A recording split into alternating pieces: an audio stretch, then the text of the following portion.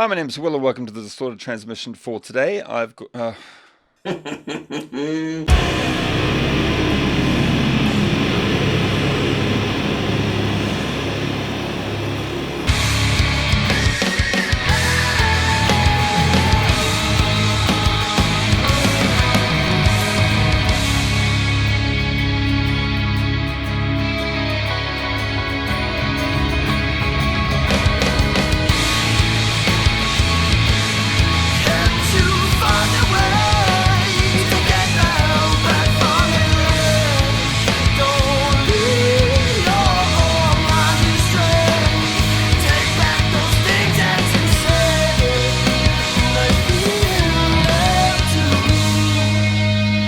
I'm not accusing you.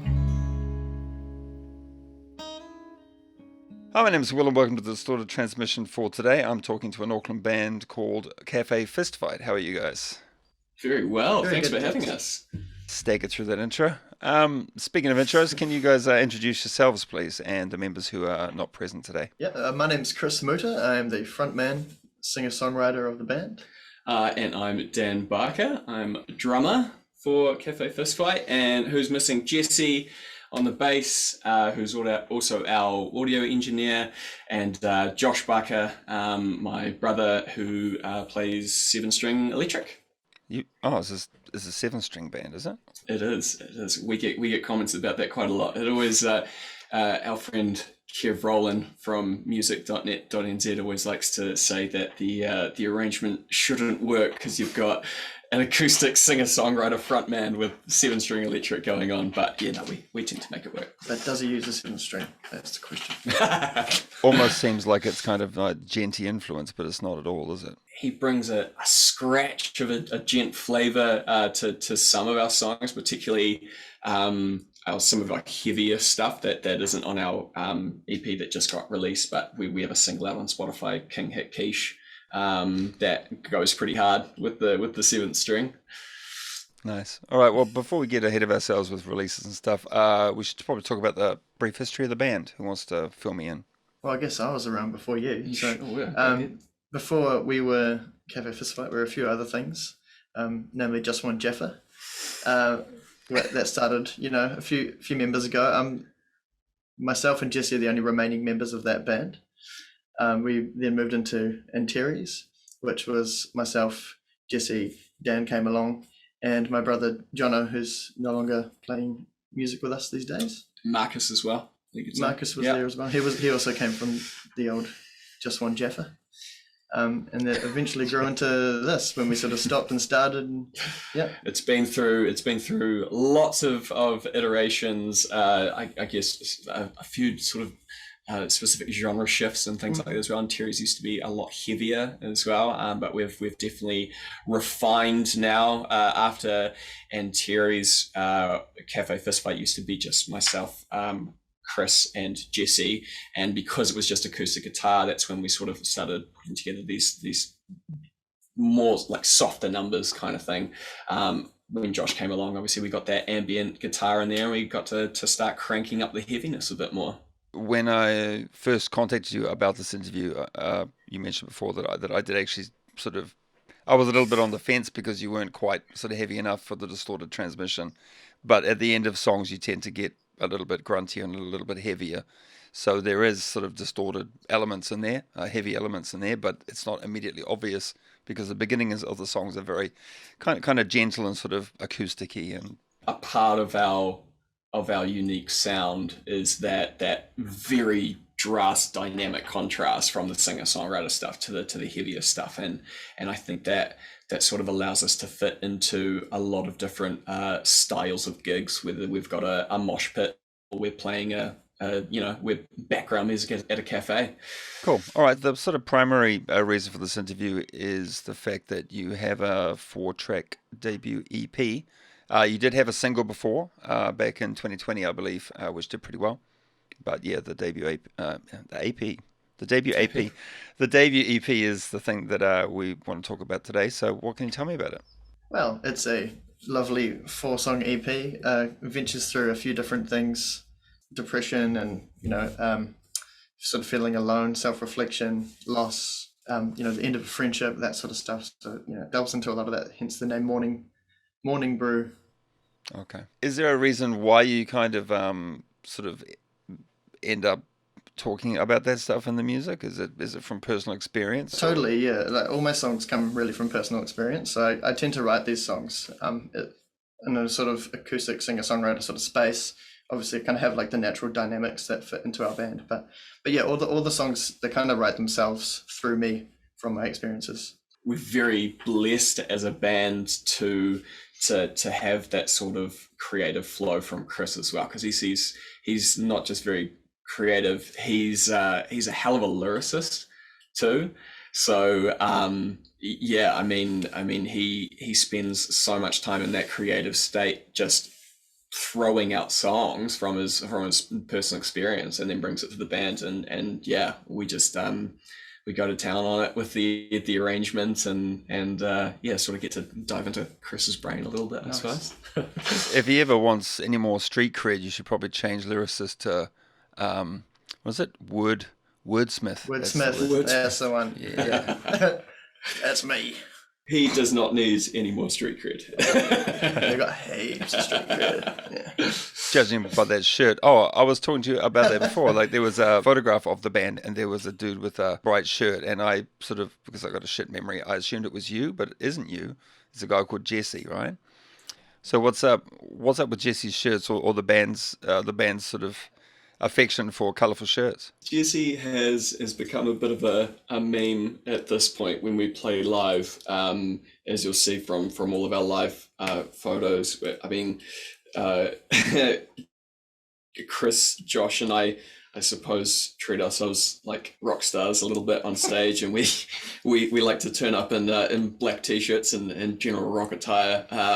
But without fail, every single show, I think, since we started gigging regularly with as Cafe Fistfight, Jesse has turned up in a bright coloured Hawaiian shirt of some description. So it's become a little bit of a trademark. He's got a flair, he just likes to express himself through his colourful shirts. Yeah. That's a good thing. I think you should encourage diversity in the band. I feel like we'd be stepping on his toes a little bit now if we started dressing up brighter, so he could just have that. That's his. Yeah, it could be like a downward spiral. Like next thing you're all dressing up as Teletubbies or something. Creates a rift in the band because we're all clashing over our bright clothing. Oh jeez. All right, cool. So you've got the EP, and I was wondering if there are gigs coming up. Absolutely. The 18th of June at Dead Witch, we're going to be playing a hell of a cracking show. Oh yeah, we've got a ridiculously good lineup as well. That again, we're blessed to have. I don't know if you know White Noise Mafia and Channeled opening for us. I think that's kind of how we always envisioned that show as well. They are our favorite bands to play with, and so when we sort of got the confirmation from them that they were able to play, we knew it was going to be an absolute cracker. So June 18th, Saturday, it's going to go off. Dead Witch. Be there, bring your mums. Is it $10 or $15? $10 online, $15 at the door. It's online tickets through Under the Radar. Links on the Facebook event page. There was another thing I was going to talk about, is that there is a band called Cairo Knife Fight, and when I got the information from music.net NZ to do this interview, I got the names confused, and I was quite surprised that there was a band called Cafe Fistfight and a band called Cairo Knife Fight. They're both from New Zealand, and they're quite different bands. So I was wondering if you've ever sort of had confusion over your name. Not so much confusion. I think we get misheard a little bit. We haven't ever been sort of confused for another Maybe band. a bit of nervous mispronunciation. Yep. We've been announced at a band comp one time as Cafe Fistfight, which was good fun.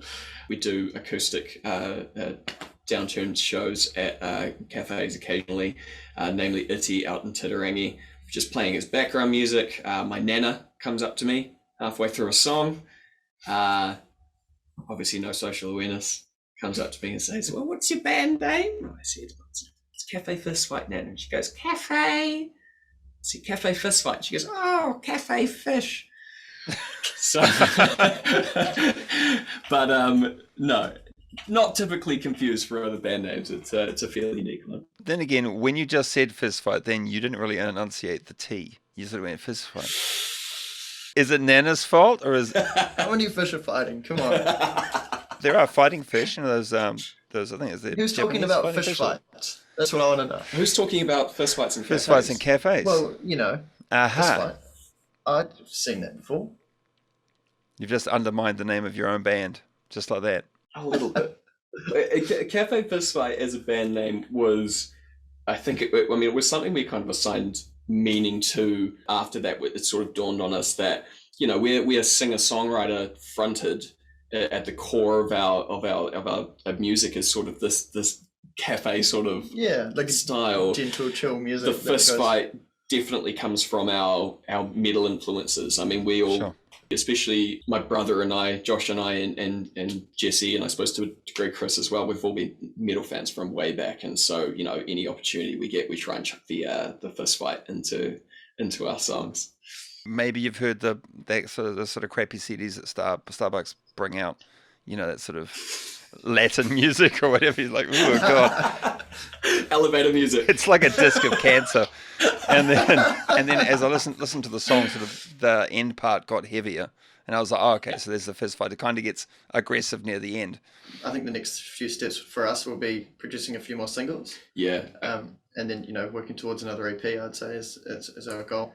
We've sort of talked about singles being more of a priority for us now, in that, I mean, with lockdown, you know, we put a lot of time and effort into producing the EP, but it was a lot of time and a lot of effort. And I think we have so much content now that's sort of on the back burner that really I think we're just going to sort of focus fire a little bit, throw out some singles, and then, you know, once we've built momentum up again with a few more releases, we'll look at doing another EP.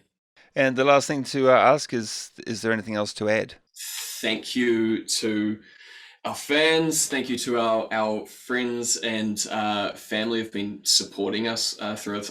Personally, speaking for myself, I recently had a newborn baby, and my wife is still supporting me through this and making sure that music is being a priority. So, and I think, you know, things like that are true for all of us in the band. We've got a really great support network around us, great band supporting us as well. And yeah, just really, really blessed to have such amazing people around us, and hoping we see everybody at the show on the 18th.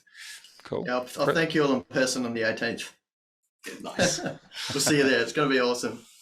All right, guys. Well, thanks very much for chatting to me tonight, and best of luck with the EP and the EP release gig at Dead Witch. All the best. Congratulations on being a dad. Thank you, sir. Thanks, guys. Thanks so much for having us. And thanks for watching.